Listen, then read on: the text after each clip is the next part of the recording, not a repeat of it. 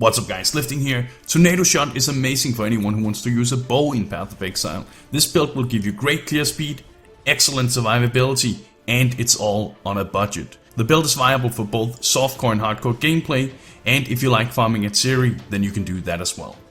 For defenses, this build makes use of a high amount of life, evasion, the acrobatics keystone, and a defensive cast when damage taken setup. The build further utilizes 7 frenzy charges and 3 power charges to significantly increase the damage, attack speed, and the critical strike chains of the build. Your main damage setup consists of Tornado Shot, faster attacks, greater multiple projectiles, physical projectile attack damage, added fire damage, and increased critical hit damage. For single target damage you will need Blast Rain, faster attacks, physical projectile attack damage, weapon elemental damage, concentrated effect, and critical hit damage. And to effectively apply your curse and generate power charges, you need to link Split Arrow, Chain, Curse on Hit, and Assassin's Mark. To improve the defenses of the build, I recommend that you link cast when damage taken, Immortal Call, Increased Duration, and Ice Golem. With this you will, whenever you take a big chunk of damage, automatically cast Immortal Call and become immune to physical damage for about half a second. And this may not sound like much, but it makes a significant difference as it stops a potential one-shot from happening. Besides that, it summons your Ice Golem for you, so you don't have to do this manually all the time by yourself. Long live laziness. Finally, to improve the damage of your build, I suggest linking Wall Haste with Increased Duration. In the remaining slots you need to add in Hatred for a major damage boost to the build, and Herald of Ice or Arctic Armor if you prefer a more defensive oriented setup. If you prefer, you can also decide to swap out Increased Duration for Blink Arrow for more mobility.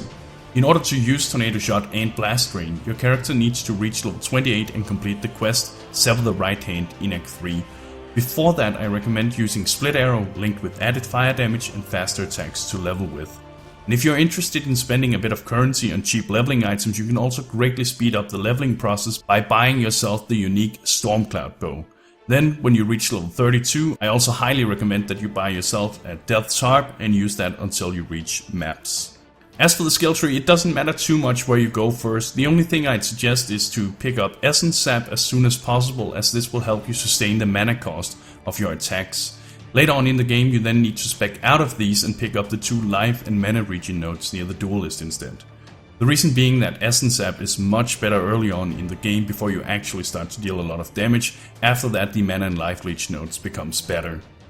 Also, before you pick up acrobatics, make sure that you are primarily using evasion based gear, as the keystone halves your armor and energy shield values. Finally, I recommend that you save the critical strike nodes for later on in the game, as they aren't that efficient early on.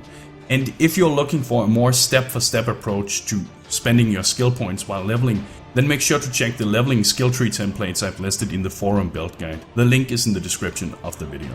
And as for the Ascendancy class, for this build we're going with the Raider. Here you need to pick up Way of the Poacher, Rapid Assault, and finally Avatar of the Chase. This setup will grant you a ton of extra damage, survivability, and the ability to generate frenzy charges without any other investment.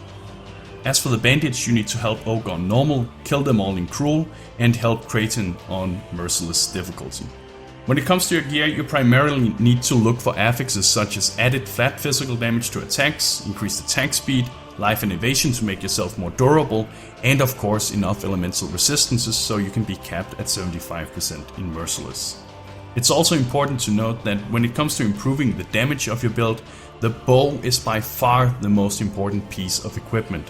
And for this build you optimally, at least for endgame, need to look for a Harbinger bow with high physical damage, attack speed, and critical strike chains.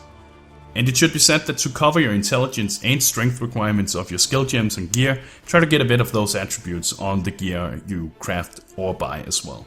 When it comes to unique items, there are only 3 items I recommend for this build, and keep in mind that none of them are required though.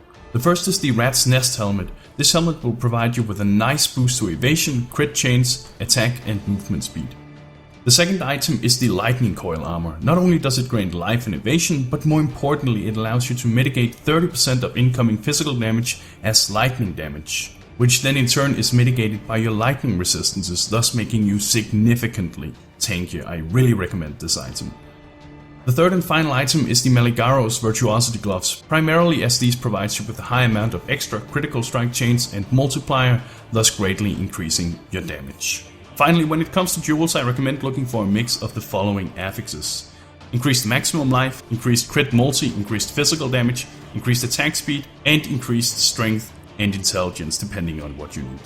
As for flasks, I recommend 2 Divine Life Flasks of Staunching, 1 Ample Jade Flask of Reflexes, a Basalt Flask, and an Ample Quicksilver Flask of Warding to help protect you against curses. And that's it, guys. Make sure to check the forum guide for more details and for future updates to the build. If you have any questions, feel free to ask in the comments section or in the forum post. Subscribe to the channel if you enjoyed the content. Thank you for watching, and bros, do you even nerd?